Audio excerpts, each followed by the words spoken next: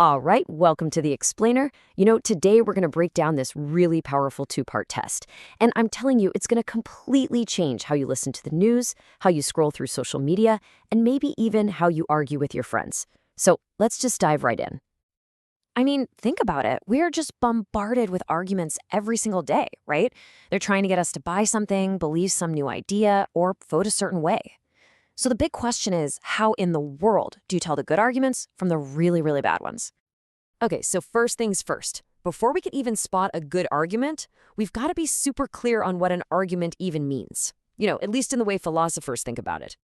Yeah, so in logic, an argument isn't what you might think. It's not about a fight, it's not about shouting. Nope, it's actually a really structured way of presenting reasons, they call them premises, that are all designed to lead you to a specific conclusion. It's like you're building a case, brick by brick. And here is probably the most famous example of all time.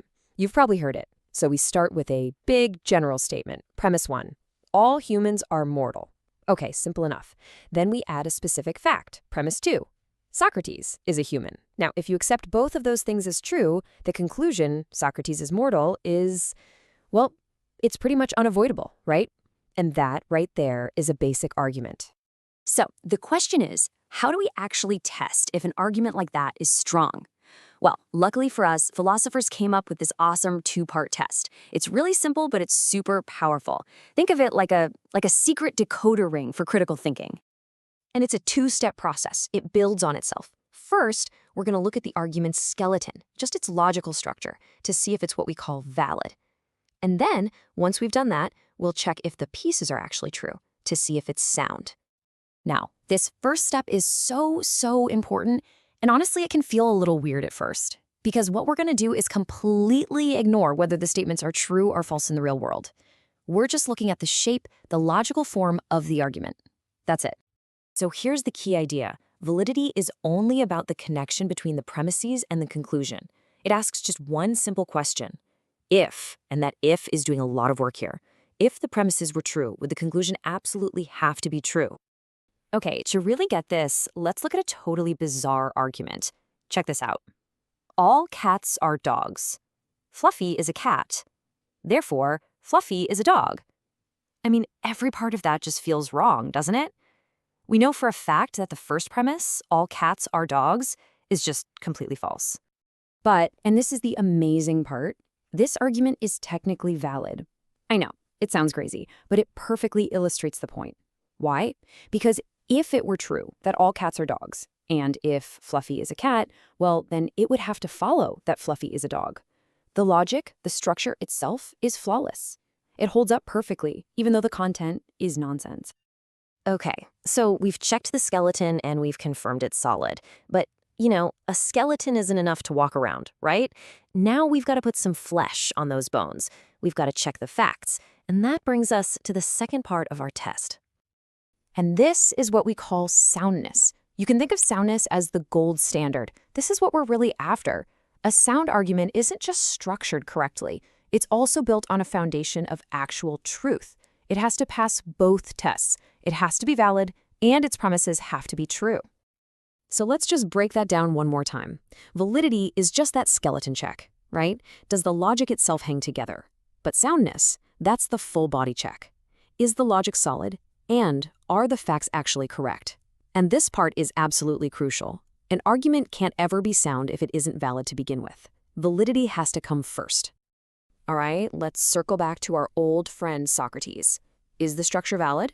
Yep, we know it is. Are the premises true? Well, yeah, all humans are mortal is true, and Socrates was a human is also true. So since it passes both tests with flying colors, the verdict is in. This is a sound argument. But what about poor Fluffy the cat dog? We already figured out that its structure is perfectly valid, but the moment we do our truth check, bam, it fails, and it fails hard. The premise, all cats are dogs, is obviously false, and that means even with a perfect logical structure, the argument is completely unsound. Okay, so this is all cool for, a philosophy class, but how does this actually help us in the real world? Well, let's take this new toolkit of ours for a spin and apply it to an argument I bet you've heard before. So here's a classic argument you might hear from a politician on the news. It goes something like this. If we cut taxes, the economy will grow. We did cut taxes. Therefore, the economy is going to grow. On the surface, it sounds pretty straightforward, right? Pretty logical. But the real question is it a strong argument? So what's your take? Before I give you the answer, just pause for a second and try to run it through our two-part test yourself. First, is the structure valid? And then, are the premises true? Go on, give it a shot. Okay, you ready? Here's the breakdown. The logical structure, it's perfectly valid. It's got that same solid skeleton as the fluffy argument. But is it sound? Well, that depends entirely on whether that first premise, if we cut taxes, the economy will grow, is actually true.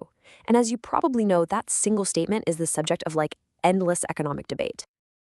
And that political example really shows you the power of this toolkit, doesn't it? Being able to separate validity from soundness isn't just some boring academic exercise. It's an absolutely essential skill for just navigating the world we live in. See, this whole framework lets you pinpoint the exact weakness in an argument. You can finally spot those arguments that sound super logical but are actually built on a foundation of lies. It helps you build stronger, more persuasive cases for your own beliefs. And maybe most importantly, it helps you realize when a disagreement isn't even about logic at all. It's about a fundamental disagreement on the facts. So, that leaves us with a final thought to chew on. What do you think is more dangerous? A really flawed argument for a good idea, or a perfect, sound argument for a really bad one?